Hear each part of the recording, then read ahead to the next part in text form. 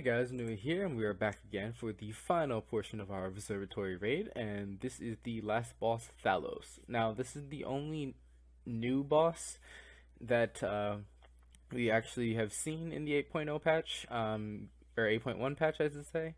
What I mean by that is, although the other three bosses were new with their mechanics and such, they were still bosses that were brought back from the past, and this is a completely new boss in and of himself.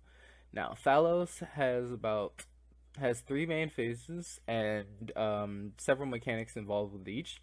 So let me hop. Without further ado, I will hop right into those. The first phase is no big deal. It's just the start of the fight. You get a nice period of time to do some DPS to him without having to worry too much about mechanics or anything. Well, although he will do decent amounts of damage to the tank in your raid, he won't really focus any other damage on any other members of the party, so it's not too difficult to deal with. Now, the only thing you do need to be aware of is the flame elementals that will be summoned on top of players during this phase. So just make sure that they're DPS down.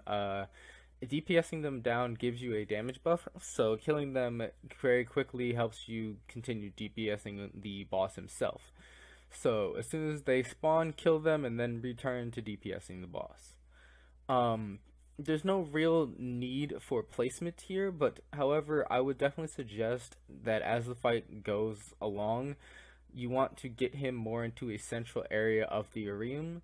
Because he starts to do a different phase, and as those phases happen, such as this, you need the space to be able to both maneuver, and you also need space to run. So during this phase, what happens is he pulls everyone in the raid inside of his this fire ring, and then he continuously does flame blasts or flame hand blasts from his hands onto the ground.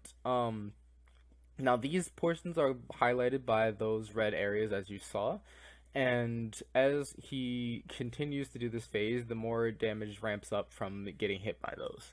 So, also during that phase, elementals will continue to spawn, so you should be aware of them as they come up.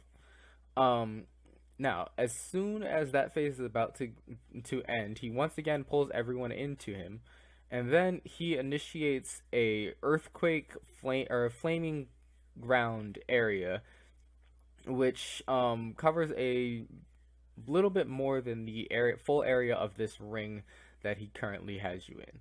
Now, the best way to do this, especially if you have a support in the party, is to at this point pop Sonata so that you guys are relieved from the slow, and then you need to quickly move away from him outside of the range of the flame ground.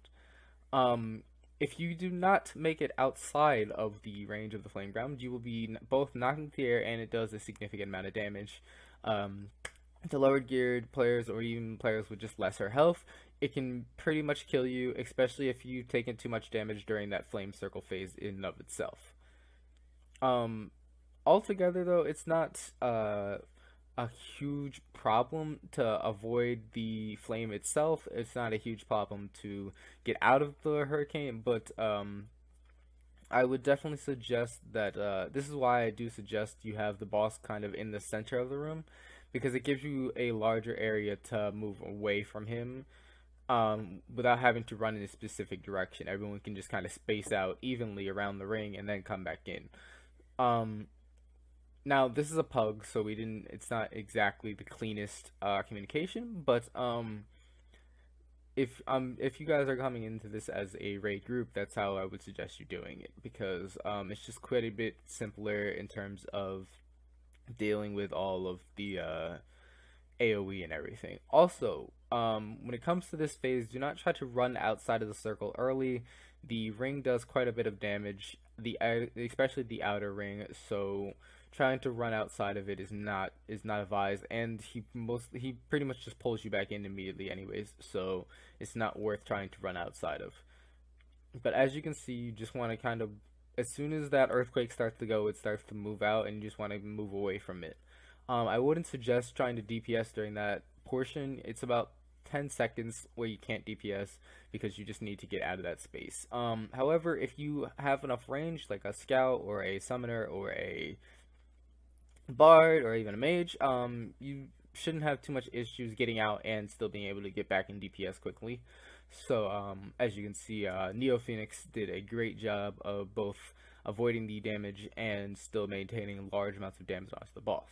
So that's basically all Thalos is incorporated. I hope this tutorial was helpful to you guys, and I can't wait for allods to release new content so that I can get out some more videos for you guys and some better things. But I will catch you all in the next Heaven sent my residence, it's evident, just visiting, blending.